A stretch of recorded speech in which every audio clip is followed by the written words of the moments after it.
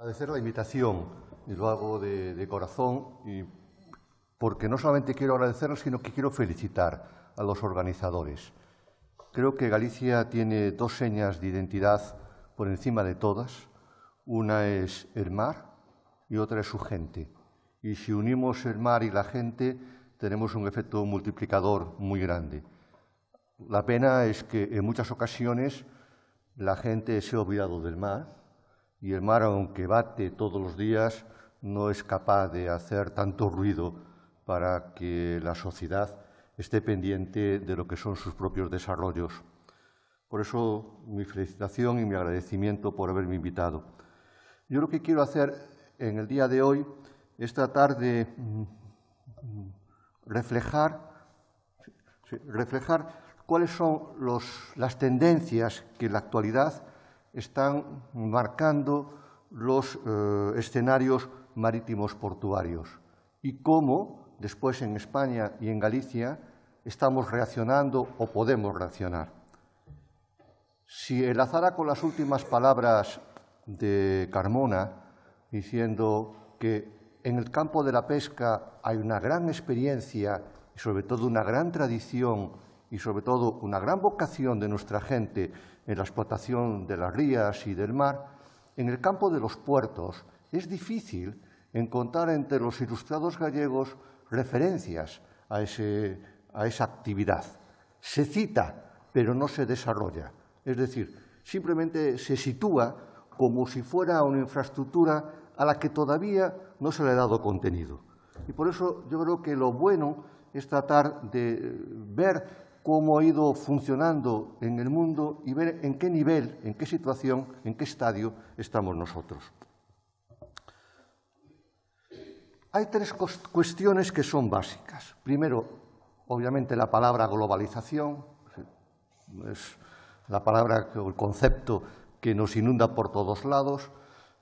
Sin duda alguna, eso viene a cuanta mayor globalización, mayor comercio internacional, porque la globalización, en definitiva, es la disminución o supresión de todas las barreras, los límites a la libre circulación de los bienes, de los servicios, de la tecnología, de la información y, en último lugar, de los hombres. Todavía hay países que no admiten esa libre circulación. Y este mayor nivel de intercambios comerciales también lleva aparejado un desarrollo desigual de los mismos. El segundo concepto es el contenedor. El contenedor es esa famosa cajita que va encima de unos camiones que circulan por las ciudades o que está encima de un barco. Esa cajita ha cumplido ahora 50 años. Es reciente, es de antes de ayer. Por tanto, el contenedor es el nuevo mecanismo para poder transportar la mayor parte de los bienes. Incluso la madera, que antes se transportaba abiertamente en los barcos, ahora ya puede ir en el contenedor. Y en el contenedor aparecen todos los bienes de consumo y también aparecen allí, a través de los contenedores refrigerados, todos los alimentos, las frutas, los alimentos, las flores, en la medida de que pueden ir a una temperatura adecuada. Incluso uno puede llegar a calcular el proceso de maduración de un plátano o una banana procedente de Brasil. Cuando llegue aquí, la vamos graduando la maduración en el trayecto. El contenedor ha irrumpido en el mundo moderno, ha obligado a tener a los puertos nuevos requisitos técnicos, y los puertos van a hacerse la gran competencia a través de este proceso de contenerización. Si uno mira la perspectiva de los puertos gallegos, se encuentra de que no todos utilizan el contenedor y solamente algunos han desarrollado esta evolución tecnológica que es la que va a dar la clave del desarrollo futuro. Dicho de manera mucho más clara, aquellos puertos que no apuesten por el contenedor serán puertos que no van a estar situados en el mapa portuario mundial. Solamente se dedicarán a tráficos cautivos o condicionados, que son los que hacen referencia al petróleo, al gas o al carbón. El resto ya va todo en contenedores. Por tanto, el contenedor es un poco el que hace de filtro. Y vuelvo a decir que es muy reciente, de hace 50 años. Y la gran tendencia es la terciarización, es decir, el tránsito de las economías agrícolas, rurales, a las industriales o de servicios y ahora a las sociedades basadas en el conocimiento. Son las que, evidentemente, las que más van a comerciar. Bueno, pues estos son los tres elementos. Vayamos a verlo ahora en el mundo marítimo. Fijaros aquí, lo que quiero resaltar del año 94 al año 2009 es que el tráfico marítimo mundial crece más rápidamente que el comercio mundial y crece más rápidamente que el Producto Interior Bruto. Es decir, si la economía ha crecido, crece mucho más el comercio internacional y lo que crece mucho más es el comercio marítimo, pero de forma muy exagerada. Lo podemos hacer incluso mejor. Y dentro del comercio marítimo el que crece más es el comercio de contenedores, que crece mucho más que, como bien se apunta ahí, que la población, el crecimiento de la población que experimentó una fuerte subida en los últimos años. Pues bueno, el comercio del contenedor es la clave en estos momentos. Es decir, la revolución es el contenedor y el comercio internacional. Esto es cómo ha ido los últimos años el crecimiento del contenedor, que está en rojo, y el crecimiento del PIB de las economías. Fijaros que ahí ya aparece marcado la crisis, durísima crisis económica, que empieza en los años 2008 se manifiesta, en el 7 empieza, en el 8 y en el 9 la gran manifestación, y cómo el contenedor crece mucho más que el PIB, pero cuando decrece, también decrece mucho más. Se espera poco a poco un crecimiento de la economía y, por tanto, vamos a esperar que si hay crecimiento de la economía va a haber mayor comercio internacional y ese comercio internacional va a utilizar el contenedor como la caja en la cual llevar todos los bienes. ¿Y este comercio cómo se realiza en el mundo? Este cuadro, este gráfico que tenéis aquí, refleja no solamente las rutas o los trayectos, sino también las intensidades. Es curioso porque del mismo uno puede apreciar muchas claves para entender lo que está pasando en el mundo y lo que nosotros podemos aspirar. En primer lugar, el más gordo, el trazado más grueso, es el que hace referencia al tráfico intraasiático. Son ellos países, los China, los Vietnam, los Japón, los Indonesia, los que en sí mismos están ellos mismos intercambiando mercancías. Es la fábrica del mundo. Allí donde se fabrica la gran cantidad de muchos bienes, aprovechando evidentemente el coste más bajo y también la mayor demanda de la población que es creciente. Nosotros siempre presumimos que somos 47 millones de habitantes, pero en Indonesia hay 200. Es decir, algo más como 4 veces lo que somos nosotros. Supongamos que en China el 10% o el 9% de la población sea rica. Bueno, pues el 9% de la población de China rica pues viene a salir aproximadamente como toda la población de Alemania y de España, sin excepción. Un 9% será un porcentaje pequeño, que no le demos importancia. Pero claro, si el 9% de los chinos tienen Rolex, Bentleys, Rolls Royce y no sé cuánto, imaginemos todo España y todo Alemania con ese tipo de bienes. Entonces, las diferencias, por eso sale que el comercio intraasiático es muy importante. Después, como es fábrica del mundo, Asia es la que vende a Europa, transporta, vende y transporta a Europa. Pero en cambio, Europa no le vende casi nada a Asia. Y lo mismo Asia vende a Estados Unidos. Estados Unidos le vende un poquito a Asia, pero son las corrientes exportadoras de África. Vemos también otras cosas interesantes. Es Europa la que le vende a Estados Unidos y es Latinoamérica la que le vende a Europa. Entonces, los barcos es como el taxi, van llenos a un lado, de un lado a otro, de origen al destino, y luego habrá que retomarlos.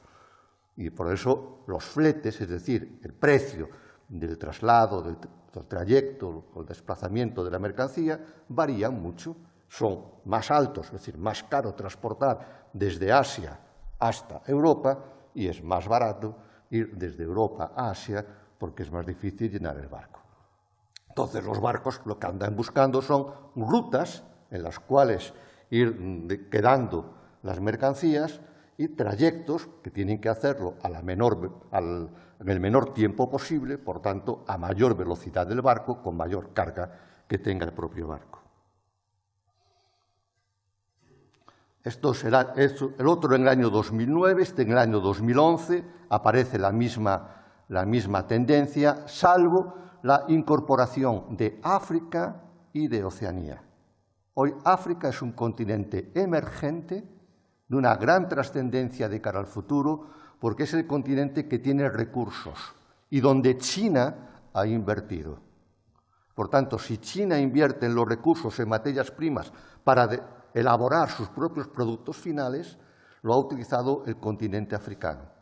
Y, además, en los últimos 3 años, la eclosión de la piratería marítima en el estrecho de Malaca y en la zona de Somalia y Eritrea hacen que los barcos, en vez de utilizar el canal de Suez, vayan de nuevo por Cabo de Buena Esperanza.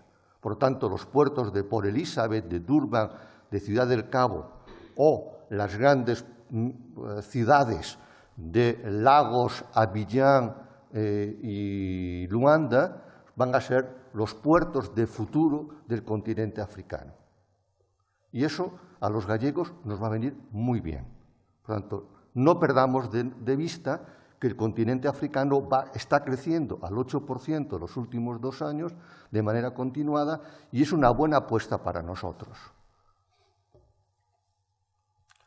Pero claro, cuando hay grandes expectativas, llega un momento en que tengamos una sobrecapacidad de la flota, que es lo que más o menos se refleja ahí.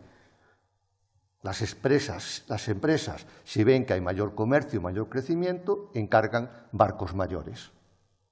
Y cuando hay la crisis, se los comen. Hoy, en estos momentos, las grandes empresas están encargando buques que son capaces de transportar 18.000 cajitas, 18.000 contenedores.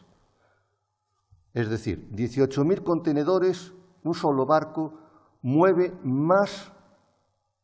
son equivalente a 2 veces los contenedores que mueve el puerto de Coruña. Un solo barco. Para darnos una idea. Si un barco llegara, el que están haciendo ahora, que es de la empresa Maersk, que han encargado 8 buques de 18.000 TEUs, uno de ellos, si recalara en Coruña, si llegara a entrar en Coruña, es decir, si hubiera muelle de contenedores en Coruña, entonces era el doble de lo que están en estos momentos moviendo. Vigo mueve 200.000, es decir, pues dividamos 200.000 entre 18.000 y nos diría el número de buques que ya llegarían y Vigo pues es en contenedores entre los 10 primeros de España. Y esto es hacia dónde va a ir el año 2022. Son un poco las características. Y ya vemos, y luego lo veremos mucho mejor, que ya está todo el mundo. Como decía antes Carmona, la pesca era del hemisferio norte, a partir de los años 50 fue del hemisferio sur. En esto el transporte marítimo es lo mismo. Hasta hace muy poquito era el hemisferio norte. No participaban el hemisferio sur en este desarrollo económico de conexiones y de inserciones. Estos son los grandes movimientos, es decir, vamos a estar buscando cuáles son las rutas, qué rutas se hacen. Y las rutas, evidentemente, lo que van a unir son puertos. Los puertos, en definitiva, son ciudades, son el estandarte o la identidad de un territorio. Si un territorio está muy abierto al exterior, evidentemente su puerto funciona. O dicho de manera muy clara, para decirle a cualquier persona, ¿qué necesita un puerto? Necesita, en primer lugar, agua. 2, necesita después un dique o un muelle. Y 3, una grúa. Bueno, pues con esas 3 cosas que son tan obvias es cuando podemos pasearnos nosotros por los puertos gallegos a encontrar si tenemos agua, es decir, calado, si tenemos un muelle, es decir, una infraestructura, y una grúa para poder mover las mercancías. Y entonces, aquí son las grandes rutas. Evidentemente, las rutas normales que se están haciendo son las de Asia, pasando por Malaca, Canal de Suez, todo el Mediterráneo, al norte de Europa, del norte de Europa a la costa este americana y de la costa oeste americana a Asia. Son las rutas números 1. Emergen ya los movimientos de puertos como el de Santos, el de Buenos Aires, o el de Valparaíso y San Antonio en Chile, o Callao en Perú, o por Durban en Lagos y Avillán y Casablanca, pero sin duda alguna los redondeles nos están indicando hacia dónde van a ir. Esta es colocada desde otra perspectiva, pero bueno, viene a ir marcando más puertos. Y esta es una gráfica que sí tiene su importancia. Esta gráfica es la historia. La historia es de un francés, es de un geógrafo francés. Y es muy interesante porque se ve cómo en los últimos años, claro, es el año 1970, es decir, un poquito antes de ayer, ¿no? Aquí abajo, 1985, el año que España entró en las comunidades europeas, en 1985. Y arriba, 1990, es decir, los últimos 20 años. Y si uno va fijándose es cómo va irrumpiendo determinadas áreas del mundo y lo que decíamos anteriormente, el hemisferio sur apenas existe. 2, el desarrollo de China y del continente asiático es espectacular,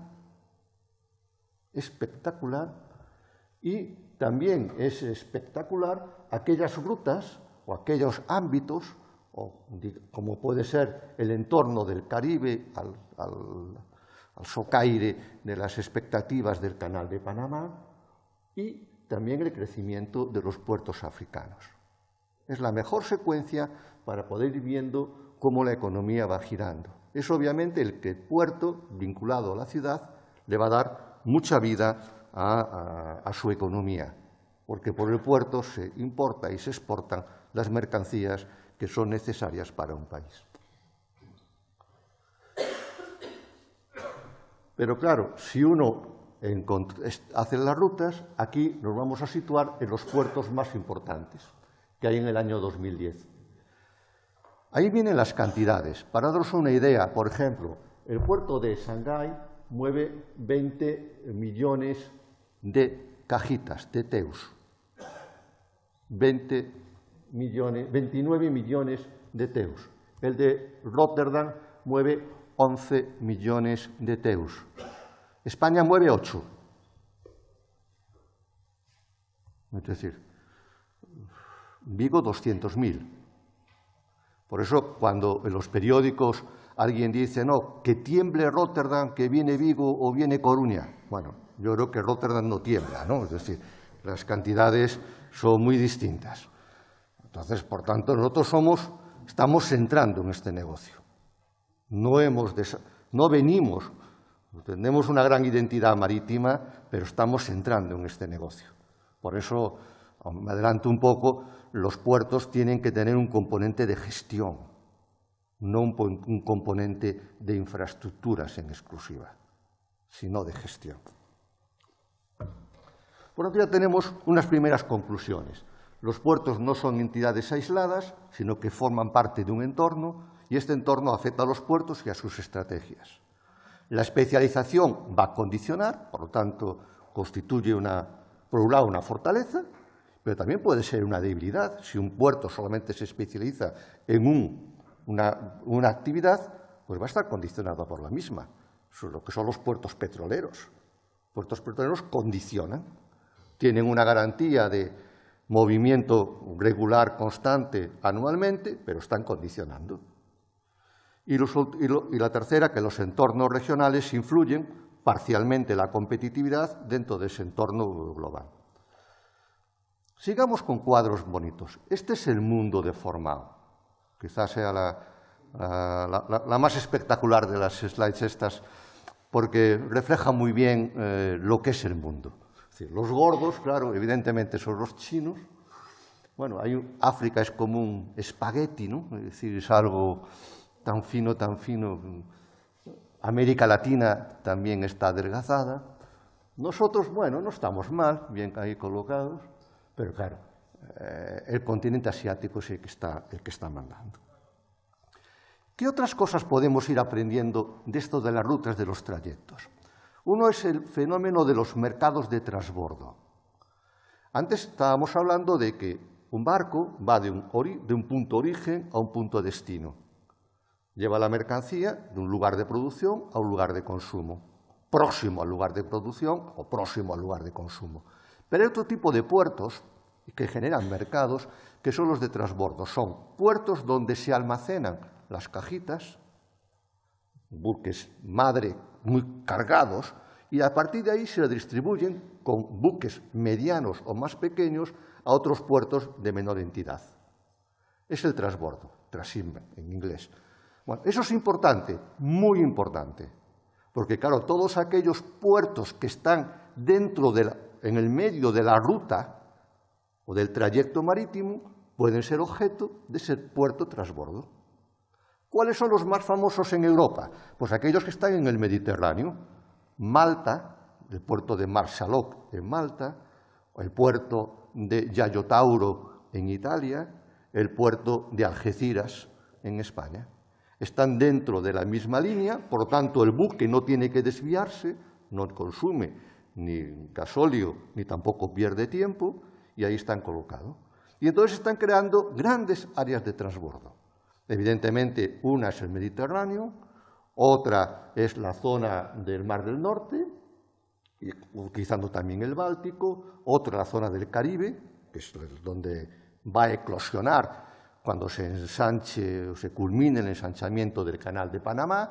Ahí vamos a tener un triángulo muy bonito entre el puerto de Freeport en Bahamas, con el puerto de Caucedo, la República Dominicana, y el puerto de Cartagena de Indias en Colombia, junto con Panamá, hacemos un triángulo y es ese triángulo que va a dar dinero, porque como hay que entrar en el canal, pues los buques van a depositar, albergar o dejar la mercancía para luego ir entrando por el canal de Panamá. Y después tenemos todo lo que es el mundo de China, con sus conceptos importantes, que es la zona de Hong Kong, Shenzhen, y la zona de Shanghái, Ningbo, que si veis, bueno, si recordáis mentalmente, son desembocaduras de grandes ríos chinos, que al fondo de los ríos es donde están las fábricas que están elaborando los productos.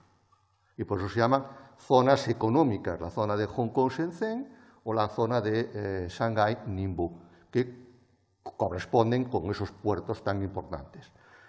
Por tanto, en ese caso chino, el transbordo es hacia el interior, es desarrollando el hinterland, y en el otro caso del otro puerto, que es Singapur, el transbordo es hacia afuera, es de foreland. Porque Singapur es ciudad-estado, no tiene un hinterland, lo que él es receptor de muchísima mercancía. Esto es lo mismo. Muy bien, pues ya tenemos cómo funcionan. ¿Quién es el agente que mueve todo esto? Es decir, ¿esto es un mercado atomizado o es un mercado concentrado? La respuesta es la segunda. es un mercado oligopolizado. Muy pocas compañías, aquí he puesto las 4 más importantes, APMT es Maersk,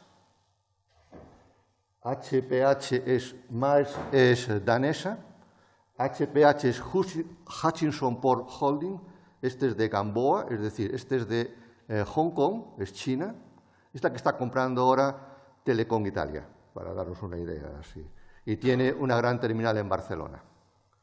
DPW es Dubai Port y PSA es el puerto de Singapur. Estos 4 señores, estas 4 empresas, digámoslo así, mueven aproximadamente el 40% de todas las cajitas del mundo.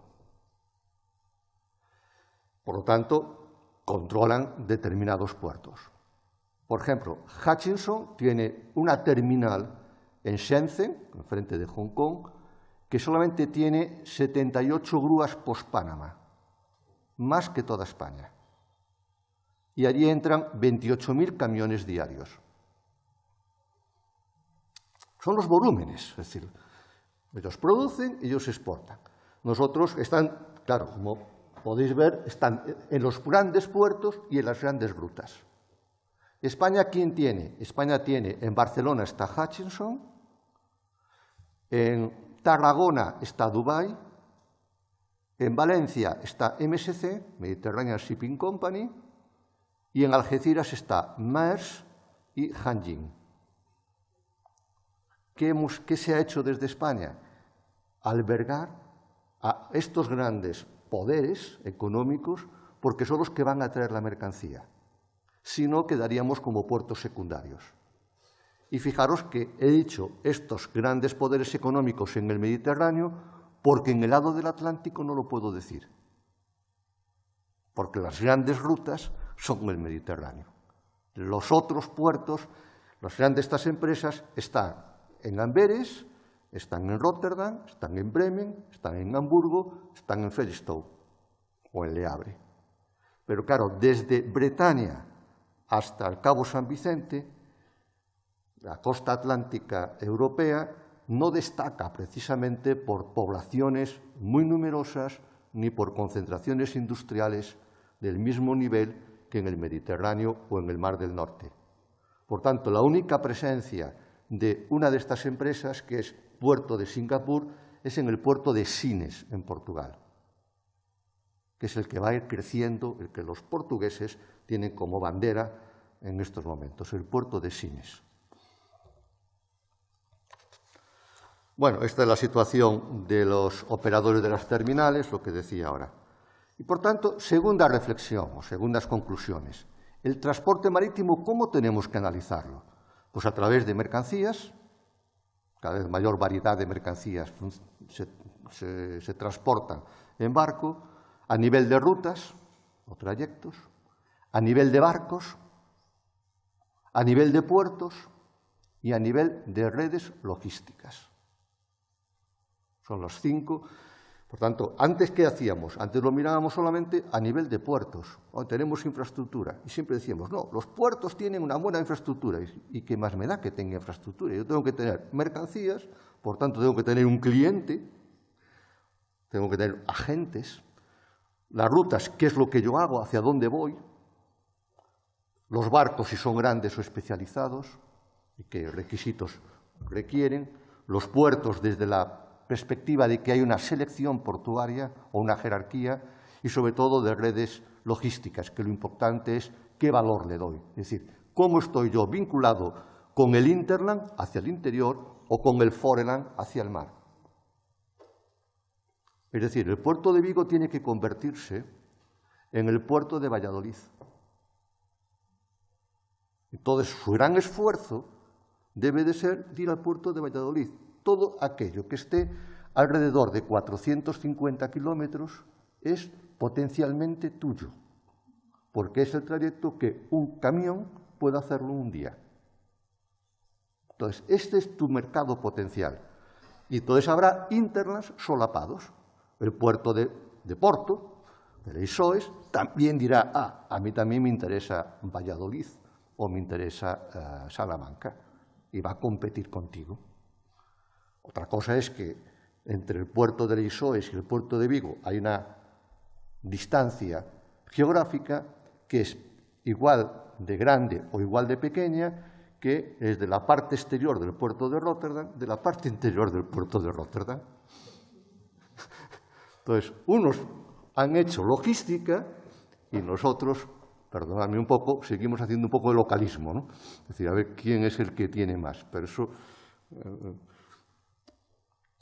Entonces ya tenemos otras terceras conclusiones. Los puertos afrontan un entorno cada vez más competitivo.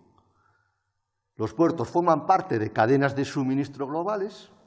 El concepto no es de puerto a puerto, sino de puerta a puerta, porque los seguros de una mercancía, si queremos decirle a los suministradores de no sé cuántos materiales de esta magnífica universidad, pues tienen que decir, oye, sale de tal fábrica con un seguro hasta tal sitio que va con un camión, después entra en el puerto, después hay el trayecto marítimo, etcétera, etcétera. Son puerta a puerta. Los puertos conforman centros regionales de distribución y interactúan de manera coordinada con numerosos agentes.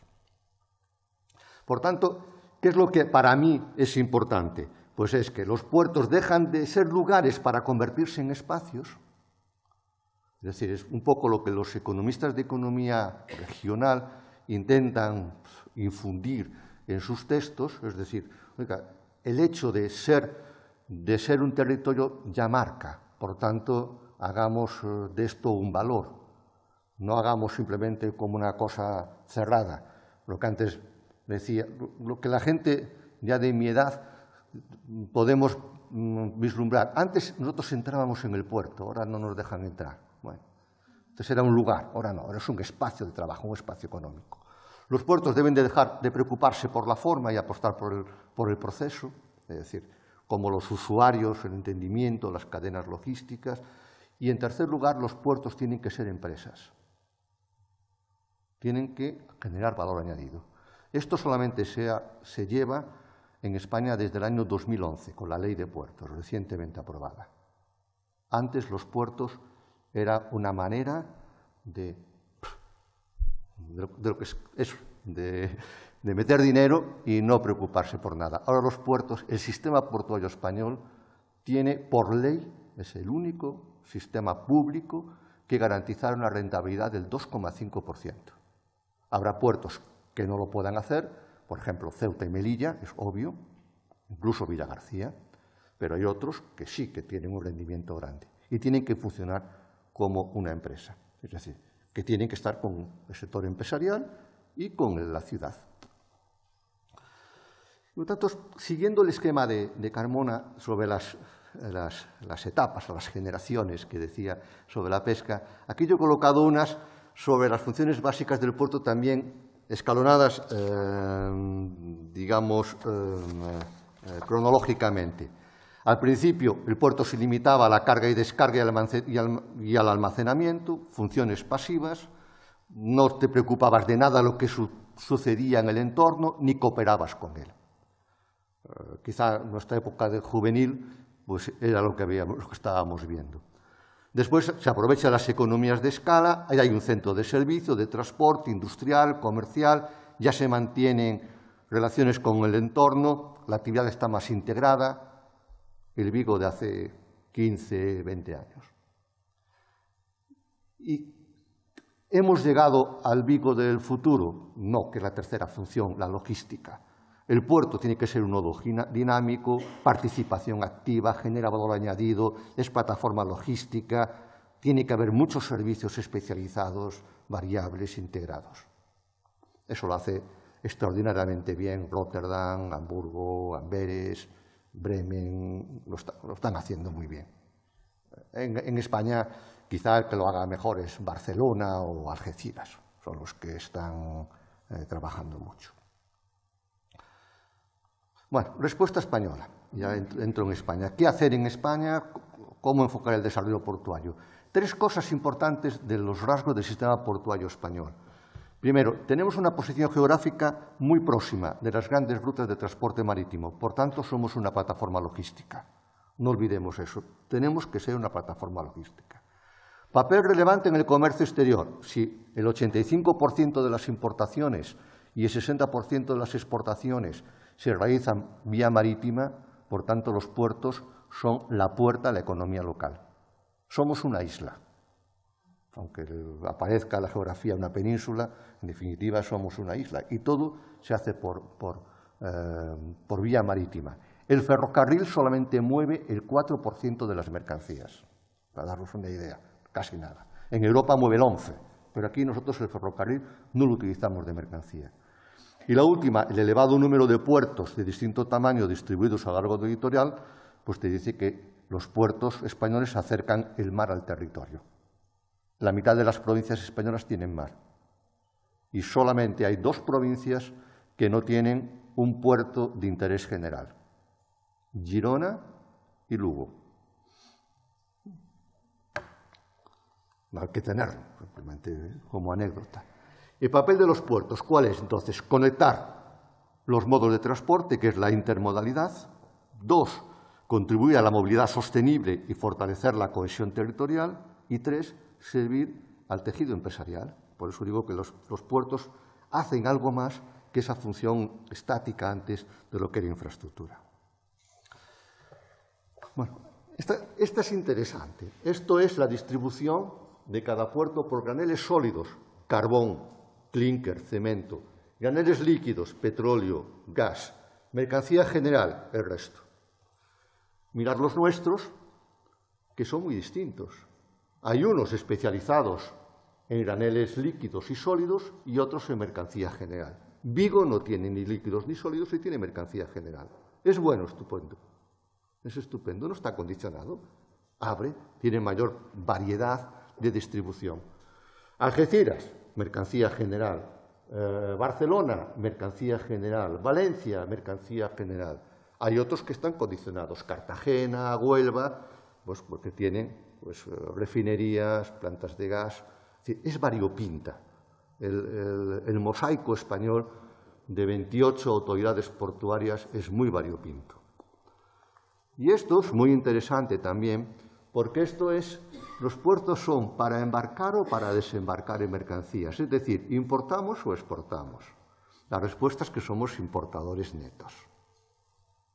Por eso decía antes lo que España es una isla. Por aquí nos viene todo. El interrogante es, si pudiéramos exportar. Claro, la pregunta es, ¿y si nuestras empresas entendieran que los puertos es una magnífica plataforma logística para su inserción internacional y utilizaran para poder exportarlo? Es decir, y la siguiente reflexión sería, ¿y las industriales gallegos no sería mejor que apostaran por los puertos gallegos para exportar mercancías? Y por lo tanto tenía que haber una masa crítica indudable para hacerlo, y no tener que utilizar otro tipo de puerto, como por ejemplo Bilbao, para exportar todos los vinos gallegos a Estados Unidos. Claro, el tránsito es la otra parte. Tránsito que son Valencia, Las Palmas y Algeciras. El tránsito está en función de una gran compañía. En Valencia, MSC; en Las Palmas, MSC, Mediterranean Shipping Company, es una empresa italo-suiza; y en Algeciras, que está Maersk.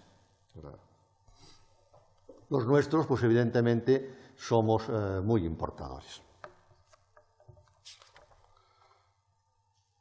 Me cargo estas porque esto ya no viene a cuento, es la crisis y cómo ha afectado. Entremos en el tema de Galicia. Aquí he colocado 2 cuadros siguientes, uno para reflejar nuestra importancia, pero también nuestro peso relativo. Sí, podemos decir que hemos crecido mucho en los últimos años, pero también podemos decir que hemos crecido menos que la media española. Y que nuestro porcentaje en el conjunto de España no es tan relevante, solo es el 7%, un poquito más de lo que representamos en población, en PIB o en superficie. Pero teniendo en cuenta que no todas las regiones o las comunidades autónomas españolas dan al mar, pues nuestro porcentaje tenía que ser mucho mayor. En comparación con la pesca, por ejemplo, pues aquí sí que se nota un desbalance. La pesca representamos mucho más. En cambio, en materia marítima, que está vinculada evidentemente a la economía y al poder del territorio, representamos un poco menos. Este es el nivel de especialización, también interesante para poder decir, ¿dónde está Coruña? Pues condicionado a los líquidos, es decir, al petróleo. ¿Dónde está Ferrol? Condicionado a los sólidos, es decir, al carbón. ¿Dónde está Marín? Pues tiene equilibrio entre sólidos y mercancía general. Y Vigo, fundamentalmente mercancía general. O sea que es donde está el grado de especialización. Entonces me cargo esto. ¿Qué ha pasado en los últimos años? Pues es curioso en los últimos años, es decir, que ha emergido un puerto, que es el puerto de Ferrol, que ha ido ganando progresivamente cuota de mercado, tanto en Ferrol como en el puerto de Alcoa, el de San Ciprián. Los dos son los que van dándole un cometido importante. Quizá el puerto de Ferrol, en estos momentos, es el que está planteando de manera más empresarial su gestión. Ha concesionado una terminal de contenedores a la empresa de Leixoes y ya ha contratado y ya tiene en sus muelles 4 grúas, 2 de ellas grandes, de post-Panamas, es decir, para los buques grandes, y eso le va a permitir, con un calado de más de 21 metros, que le va a permitir albergar a los buques grandes, cosa que otros puertos no van a poder hacer. Cuando digo, fijaros que he dicho 2 grúas grandes y 2 medianas. El barco más grande, este de 18.000 teus, necesita 12 grúas para poder descargar la mercancía en un día. Porque claro, si está más de un día hay que pagar mucho dinero como tasa portuaria. Estos son los contenedores. Aquí sí que llamo la atención de que nuestro porcentaje es muy bajo, menos del 2% en España, y concentrado exclusivamente en Vigo. Menos del 2%. Es decir, del tráfico tan importante, Galicia tiene poco. No lo utilizamos o nuestra capacidad exportadora de la economía gallega todavía no está integrada con el desarrollo portuario. En cruceros vamos creciendo en número, es el 5%. El crucero es imagen. Un crucerista deja alrededor de 67 euros al día cada vez que viene aquí. Por tanto, 67 por 20...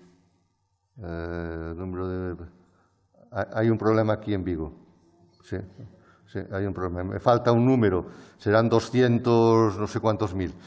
Bueno, serían 19 millones de euros lo que dejaría la ciudad. Al puerto le paga muy poco, por tanto es un servicio que da el puerto para beneficio de la propia ciudad. Y esta es la conectividad. Vamos a jugar con la conectividad, que es lo que yo creo que es lo más interesante. Hemos dicho es aquella tontería de decir un puerto necesita agua, un dique y una grúa. Bueno, aquí lo que vemos es cuántas compañías utilizan el puerto, cuántos servicios de línea regular existen en el puerto. Existen muy pocos. Es decir, salvo Vigo, que es el que está más conectado, el resto de los otros puertos han estado viviendo o vegetando de los tráficos cautivos o los tráficos condicionados por las dos grandes empresas que pivotaban en sus propios entornos. Y si lo complico todavía más el índice de conectividad con buques que recalan, con tamaño de los buques, con el tamaño medio, con el calado, con la longitud de los muelles, etcétera, y lo comparo con España, los rankings de los puertos gallegos, digamos, excepto Vigo, que ocuparía el número 8 de España, Villagarcía ocuparía el 27 de 28, Marín el 23 de 28, Ferrol el 15 de 28 y Coruña el 17 de 28. Tenemos infraestructuras, pero tenemos una posición geográfica, pero no tenemos una gran capacidad de inserción. Voy a ir terminando. He hecho el equipo nuestro de la universidad, donde estamos, en el Instituto de Estudios Marítimos, hacemos lo siguiente. Con el ICE, el sistema de localización de los barcos, que lo tiene Joyce, compramos a Joyce una base de datos, y entonces sabemos las escalas que hace cada buque en el mundo. Las escalas. También sabemos el tiempo de escala, pero busquemos las escalas. Entonces, para decir, oiga, ¿cuántas escalas hago? Pues sabemos la cantidad de buques que hay en el mundo y la encuesta que tenemos, bueno, los datos que tenemos que tiene Joyce es aproximadamente el 66-68% de todos los buques del mundo que están registrados en ese sistema. Por tanto, la muestra es muy grande. Entonces, con esa muestra miramos qué cantidad de escalas hacen y con qué puertos los buques que recalan en nuestros puertos. Y siempre diciendo, como no, si estos barcos solamente no llegan a nuestro puerto, no los podemos contabilizar, entonces miramos con 3 para atrás. Es decir, habrá un barco que pase por Felixstowe, por Amberes y por Burdeos, y después llegue a Vigo. Bueno, pues nosotros utilizamos esas 3 escalas antes y las 3 escalas posteriores. O sea que jugamos con 6, porque si no, bueno, nuestra inserción no nos daría para el juego este. Y entonces hemos visto aquí, en un lado está la columna de la mercancía general y otra de los contenedores. Y estos son los puertos con los que 3 para adelante y 3 para detrás el barco hace escala. Este es Ferrol. En mercancía general, pues tiene esta conexión. Esto es Coruña, que como tiene unos poquitos de contenedores, están aquí colocados. Esto es Vigo, que es el que está más relacionado internacionalmente, tanto en mercancía general, tanto con contenedores. Esto es Marín y esto es Villagarcía. O sea que, de esta forma, somos capaces de medir el radio de actuación de los puertos. Me cargo esto, que esto... Y entramos en la última fase, que quizá sea aquí en la que en Vigo tenga una mayor trascendencia lo que vaya a decir. Los puertos, por lo tanto, tienen que integrarse. ¿Dónde se integra? Pues evidentemente tendrán que integrarse en corredores de transporte. Esos corredores de transporte son los que marcan la capacidad, la continuidad y la fluidez. Muy bien. ¿Y quién es el que decide los corredores de transporte? Pues la Comisión Europea. Es un poco lo que me critica el Faro de Vigo. O sea, tranquilamente. O sea, directamente, ¿por qué vamos a ocultarlo? Es unas cosas que están ahí. Entonces, en un momento determinado, en el año 2001, se introducen lo que son el concepto de las redes de transporte europea, se marca una red principal o básica y una red global. Y ahí la Comisión Europea determina un mínimo, un requisito. ¿Qué requisito pone? Pues pone un requisito de volumen de mercancía, que para estar un puerto está integrado en esa red principal o básica, pues tienen que mover el 0,1% del volumen de tráficos anuales de la Unión Europea. Y ahí se producen las tonterías de la estadística. Claro, un puerto que mueva mercancía general le cuesta, pero un puerto que mueva carbón es mucho más fácil. Y un puerto que tenga tubería para gas o para petróleo es muchísimo más fácil. Y entonces se produce esa paradoja en que el puerto de Vigo no llega al 1% y, por tanto, el corte no lo pasa. La Comisión Europea tiene razón. Primero, si utiliza ese argumento, tiene razón, pero ese argumento no debería ser el único y el exclusivo.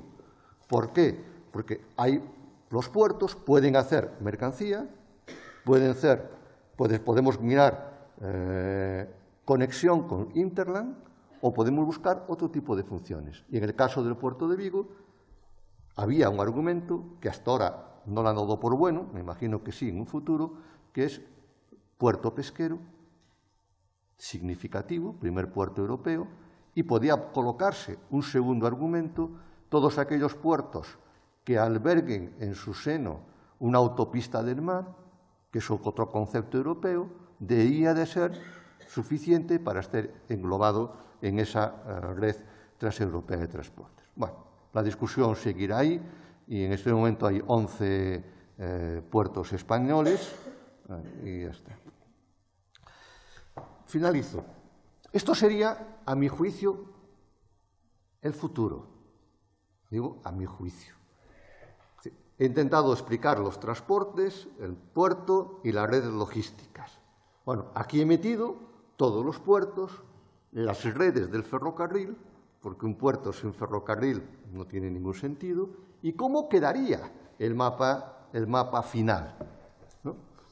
Viendo complicado todo entre los que es obvio que a partir de ahí hay determinadas áreas. Es decir, lo obvio es que un país no puede presentar al mundo 28 puertos,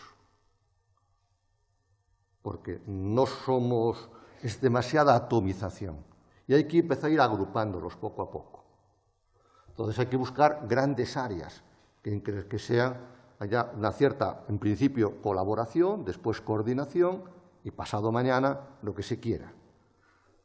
No tenemos por qué rasgarnos las vestiduras, es decir, hay un puerto que se llama Nantes-Saint-Nazaire, hay otro puerto que se llama Los Ángeles, Long Beach, hay otro que se llama Bahía de Yokohama, o sea que países tanto grandes pues tratan de unir para tener economías de escala. Y esto sería un poco, es decir, no tiene sentido que en Sevilla haya que dragar el río Guadalquivir para que entre un crucero, cuando el crucero puede quedar perfectamente en el puerto de Cádiz y la gente puede ir en autobús o en lo que otro medio, porque dragar el Guadalquivir, como se intentan algunos apostar por eso, pues tendría un impacto en el ecosistema de la zona.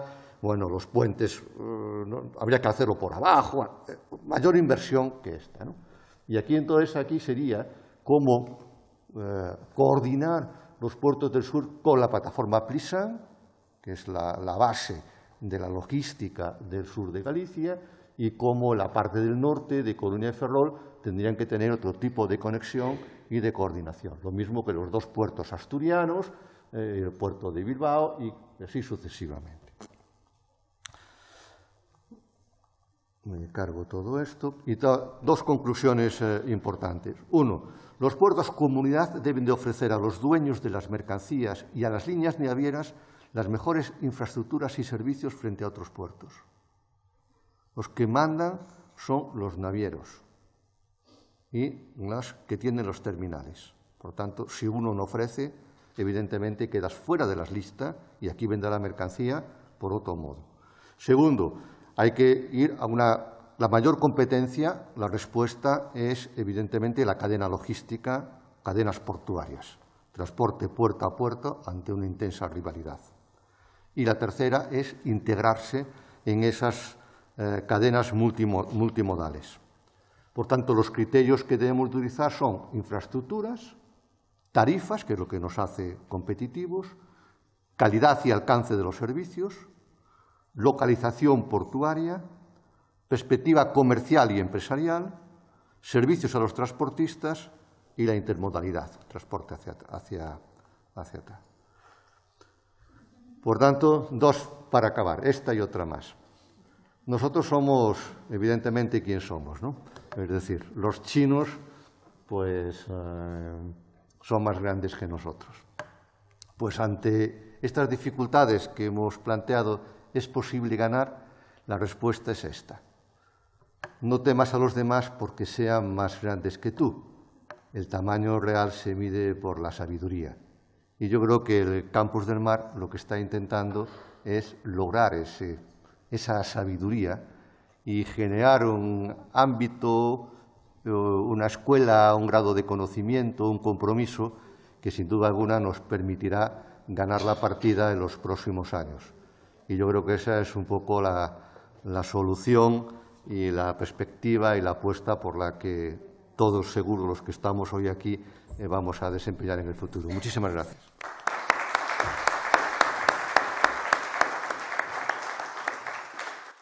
Ver cómo ha ido funcionando en el mundo y ver en qué nivel, en qué situación, en qué estadio estamos nosotros. Hay tres cuestiones que son básicas. Primero, obviamente, la palabra globalización, es la palabra o el concepto que nos inunda por todos lados. Sin duda alguna, eso viene a cuanta mayor globalización, mayor comercio internacional, porque la globalización, en definitiva, es la disminución o supresión de todas las barreras, los límites a la libre circulación de los bienes, de los servicios, de la tecnología, de la información y, en último lugar, de los hombres. Todavía hay países que no admiten esa libre circulación. Y este mayor nivel de intercambios comerciales también lleva aparejado un desarrollo desigual de los mismos. El segundo concepto es el contenedor. El contenedor es esa famosa cajita que va encima de unos camiones que circulan por las ciudades o que está encima de un barco. Esa cajita ha cumplido ahora 50 años. Es reciente, es de antes de ayer. Por tanto, el contenedor es el nuevo mecanismo para poder transportar la mayor parte de los bienes. Incluso la madera, que antes se transportaba abiertamente en los barcos, ahora ya puede ir en el contenedor. Y en el contenedor aparecen todos los bienes de consumo y también aparecen allí a través de los contenedores. Agradecer la invitación, y lo hago de corazón, porque no solamente quiero agradecerlo, sino que quiero felicitar a los organizadores.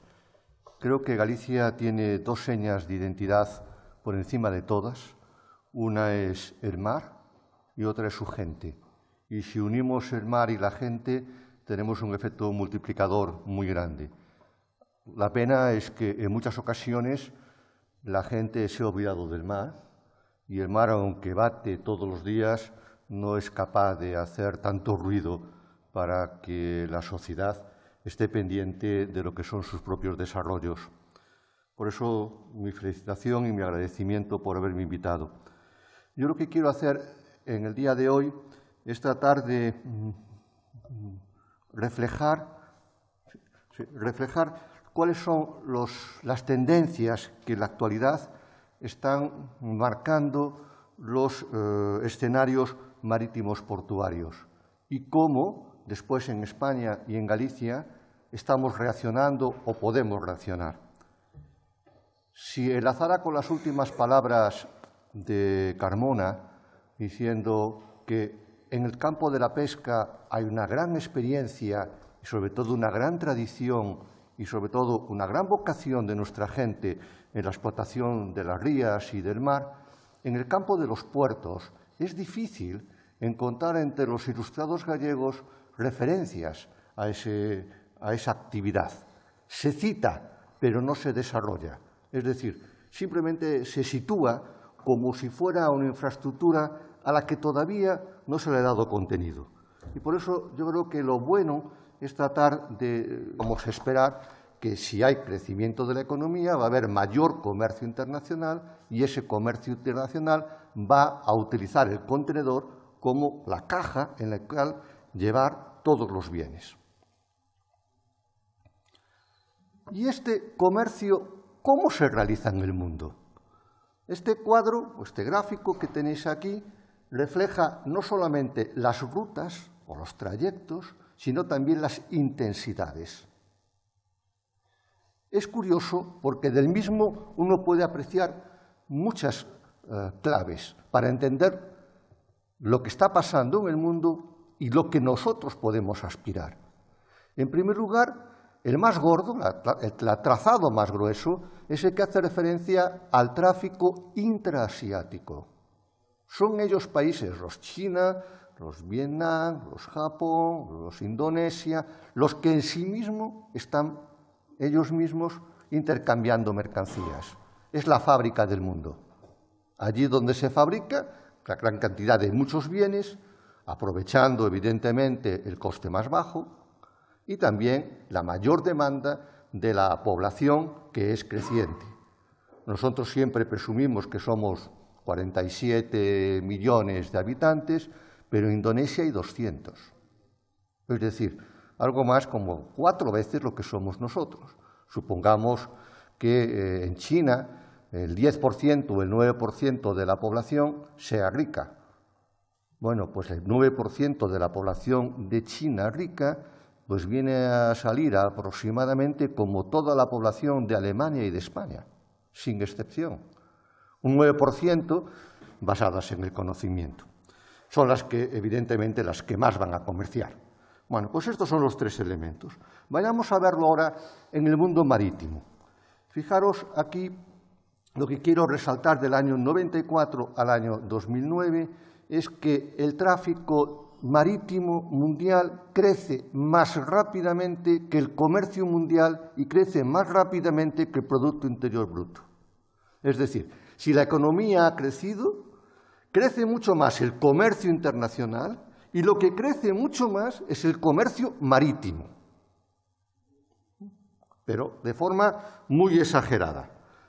Lo podemos hacer incluso mejor. Y dentro del comercio marítimo el que crece más es el comercio de contenedores, que crece mucho más que, como se apunta ahí, que la población, el crecimiento de la población que experimentó una fuerte subida en los últimos años. Pues bueno, el comercio del contenedor es la clave en estos momentos. Es decir, la revolución es el contenedor y el comercio internacional.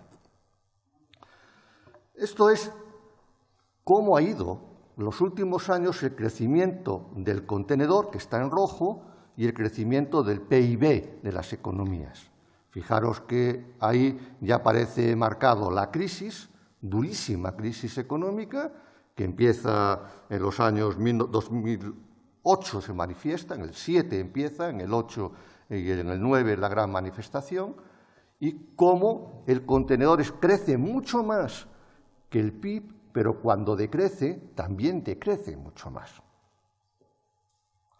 Se espera poco a poco un crecimiento de la economía y, por tanto, van refrigerados todos los alimentos. Las frutas, los alimentos, las flores, en la medida de que pueden ir a una temperatura adecuada. Incluso uno puede llegar a calcular el proceso de maduración de un plátano, una banana procedente de Brasil. Cuando llegue aquí, la vamos graduando la maduración en el trayecto. El contenedor ha irrumpido en el mundo moderno, ha obligado a tener a los puertos nuevos requisitos técnicos y los puertos van a hacerse la gran competencia a través de este proceso de contenerización. Si uno mira la perspectiva de los puertos gallegos, se encuentra de que no todos utilizan el contenedor y solamente algunos han desarrollado esta evolución tecnológica que es la que va a dar la clave del desarrollo futuro. Dicho de manera mucho más clara, aquellos puertos que no apuesten por el contenedor serán puertos que no van a estar situados en el mapa portuario mundial. Solamente se dedicarán a tráficos cautivos o condicionados, que son los que hacen referencia al petróleo, al gas o al carbón. El resto ya va todo en contenedores. Por tanto, el contenedor es un poco el que hace de filtro. Y vuelvo a decir que es muy reciente, de hace 50 años. Y la gran tendencia es la terciarización, es decir, el tránsito de las economías agrícolas, rurales, a las industriales o de servicios y ahora a las sociedades